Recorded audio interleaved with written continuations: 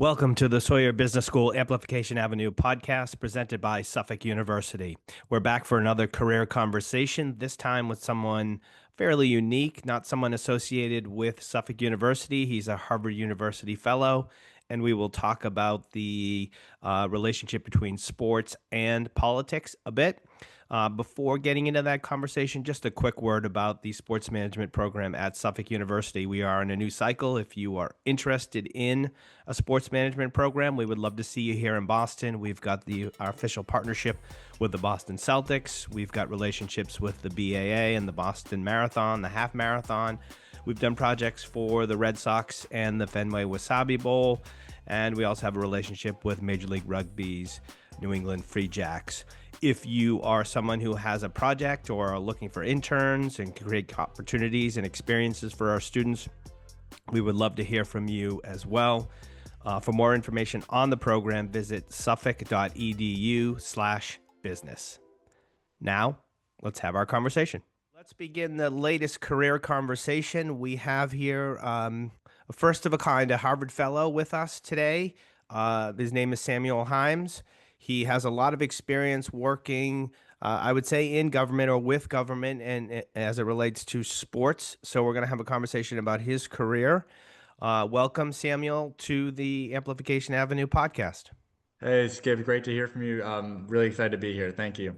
As with all these career conversations, we try to talk with someone who's in the earlier stages of their career in the hopes of sharing insight and intel on what it is to build a career in sports. Samuel, you have a unique career.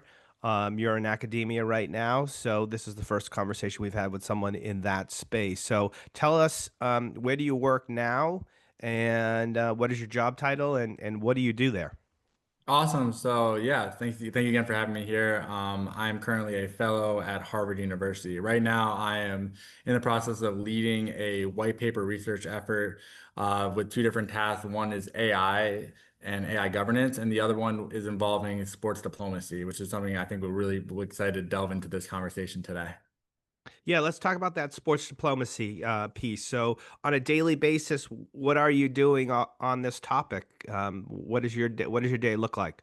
For sure. So I speak to a lot of different individuals, whether it be people in the government, people who are C-suite executives, and many important former athletes or current athletes, and really try to help them understand what sports diplomacy is. That's one of the biggest things that we have not spoken a lot about, especially, a lot of universities. I went to Drexel University and Georgetown University for my master's, where there wasn't really a sports diplomacy aspect, mostly about sports business, sports event management, facilities, PR, agency life, or anything else, even sports law classes as well. But I never really heard more about sports diplomacy until much later in my early career. So I wanted to help people understand it and make sure people that are aware of it too, especially with the major global games that are coming up very soon. Yeah, and candidly, we don't have a sports diplomacy class at the Sawyer Business School, but I think it's something we could definitely look into for sure. Let's go to the next question here. It's about your path and your journey, and as I mentioned, you have experience organizing. I think you organized the Congressional tennis match. And then you had experience working, I think, in conjunction or for the U.S. Soccer Federation on the Congressional soccer match in 2022. And then in conjunction with the NHL on the Congressional Hockey Challenge. We all know about the Congressional baseball game. Many people probably first became familiar with it and with the unfortunate shooting of Steve Scalise and I think a few others at a Congressional baseball practice. So that's maybe where we first became familiar with that. But talk to us about those experiences and your path to growing your career. Yeah, for sure. So I've actually graduated the day the pandemic hit in March 18th of 2020. I was planning on moving to the West Coast, but unfortunately all that halted with the pandemic hit. So I moved back home from where I'm originally from in Washington, D.C. 3 weeks into COVID, after calling and interviewing for many different companies, I was able to land a job at a great company called SHRM. SHRM is an acronym called Society for Human Resource Management. And at the time, didn't know if I was ever going to be in sports. I was just really grateful at the time to have a job. So what really stands out to me about that experience was the fact that I knew that my job was in jeopardy every day being the last and youngest hire. And I had to really show everyone remotely that I'm willing to do whatever it takes. And it's hard to do, especially that I'm not around other people and no one really knows me. So I had to do a lot of work to making these introductions remotely, sending all these emails, and just making sure that people know who I am and I'm happy to do whatever I can do to help out. Further down that experience, so around 5 to 6 months in, I thought of an idea of saying like how we can improve revenue still during a very hard time and challenging time with the pandemic, helping our certification program. So I created a memo and talked to my supervisor about who graciously allowed me to build this idea further where I could build a sports entertainment division for the company and really build partnerships with many different sports teams and leagues and player associations throughout North America, which also helped create introductions to Canada as well too, with all the sports teams out there. So that's what really opened my eyes to seeing the sports opportunity is a really great idea, and I saw a really great career path, and it led me to also Georgetown University. From that as well, I was able to understand more about and study the world of sports and the sports business, and seeing all the different ideas of sports, whether it be from the teams, working with the players, but also seeing that there are congressional matches that happen. Being from Washington, D.C. originally, I was not aware of most of the other ones besides the congressional baseball match, which is over 100 years old. So Hmm. you find out more that there's ones with congressional hockey, congressional soccer, congressional football. It was very new to me, and I knew that there would be great opportunities for me to get really great hands-on experiences to work really hard, and then also to learn more about it. Like for transparently, when I started this, I didn't know a lot about hockey. I didn't really know much about the NHL. I just was willing to work really hard and I want to do more with my current job, but also having more to increase my chances of being like better in my career.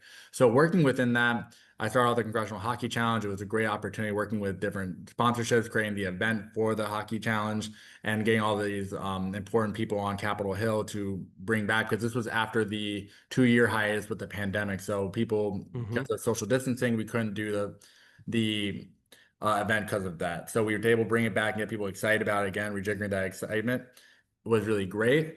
And it led me to be recruited to the U.S. Soccer Federation and Foundation. Soccer Federation is based in Chicago. The Soccer Foundation is also based in Washington, D.C., where they have this annual event played at Audi Field where DC United's at. Plays at, and we were able to build more sponsorships and partnerships within that as well too. So it was really putting myself out there, making sure to do more than just what is asked, and trying to further myself in this career, exciting career path. Yeah. I'm going to ask you about your skills next, but I just want to dip out of the questions that I had pre-prepared for you. Do you feel in your experience that, given the divide in Washington, that doesn't seem to be shrinking, can sports be a true difference maker? I mean, the congressional baseball game has it resulted in a one piece of compromise legislation. I don't know. I'm sort of asking rhetorically, but as someone who's done it, do you feel like it can work? Sports can be that uniting um, or bonding factor? Absolutely. I think it's definitely a helpful tool and it has shown success throughout history that can definitely be helpful for both sides to get along and use this tool of sports to maybe start that conversation of a certain topic. Absolutely. Yeah, it's definitely a bigger conversation perhaps we can have down the road, Mhm. as I am interested in that intersection of sports, media, and Right. society. What are the skills that bring the most value to both you and your employer that you've built up over the years?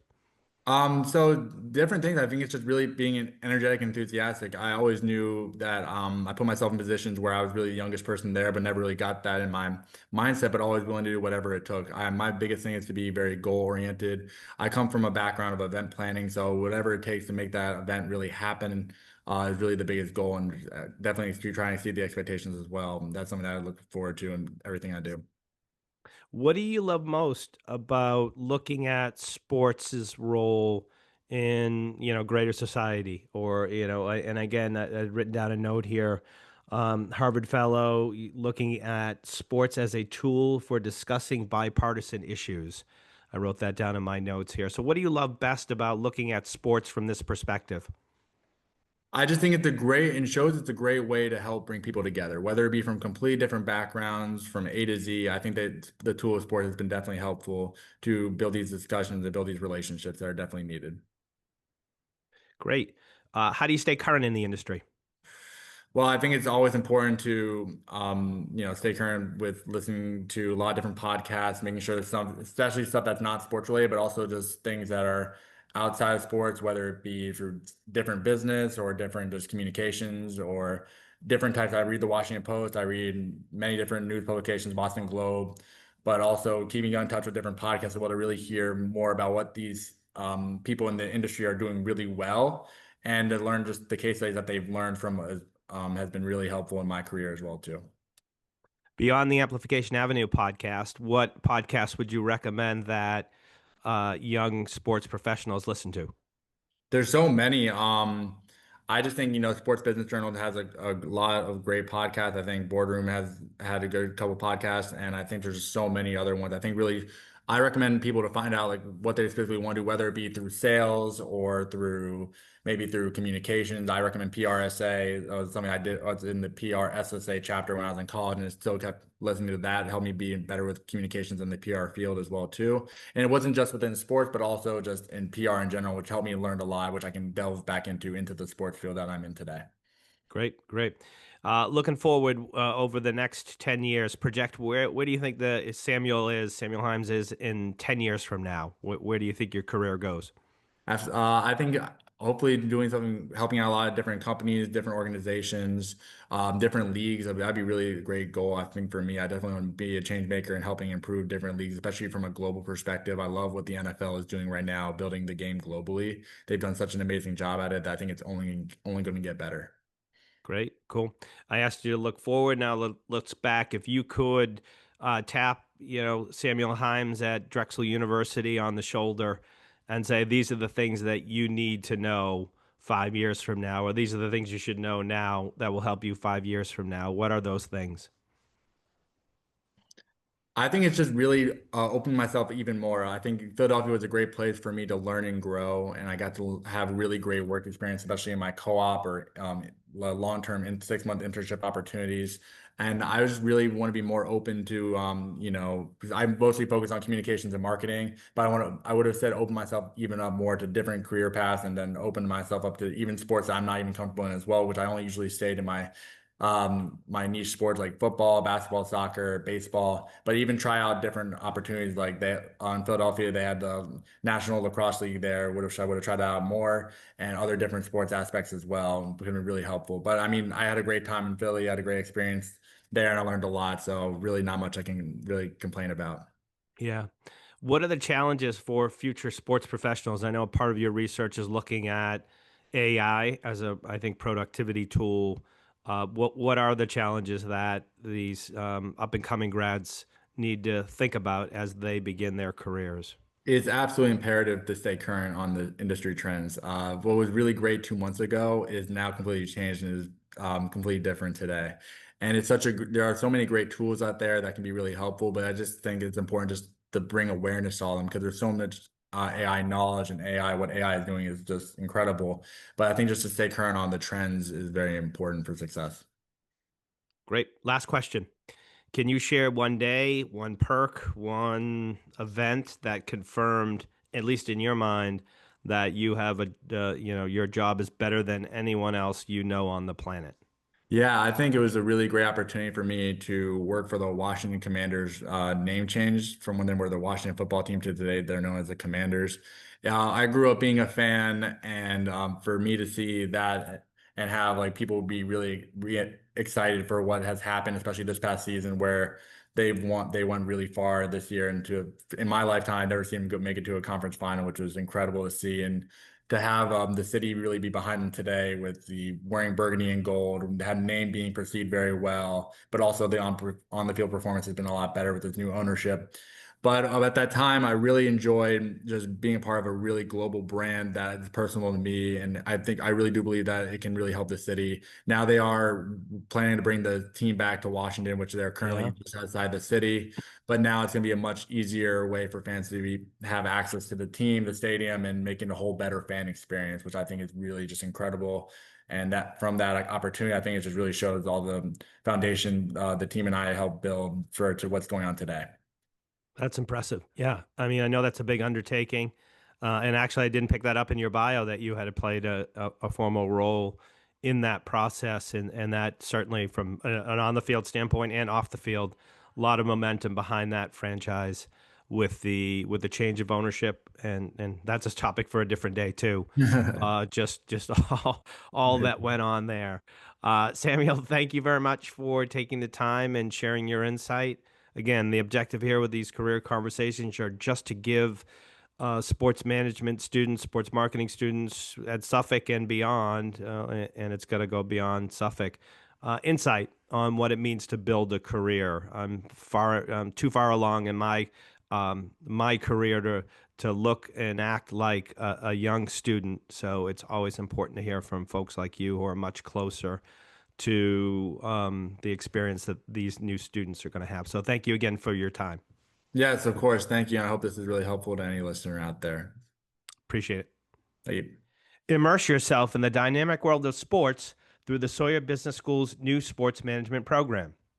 Our program integrates marketing, entrepreneurship, finance, economics, law, ethics, and analytics to prepare you for the complexities of managing and growing a sports business in today's global economy. Suffolk University's campus is steps away from the TD Garden and Fenway Park. Our unique partnership with the Boston Celtics offers access to a world-class organization. Our relationships with sports organizations throughout Boston and the region offer you immersive opportunities that can help position you for a lifelong career in the $80 billion sports industry. For more information on our sports management program, visit suffolk.edu.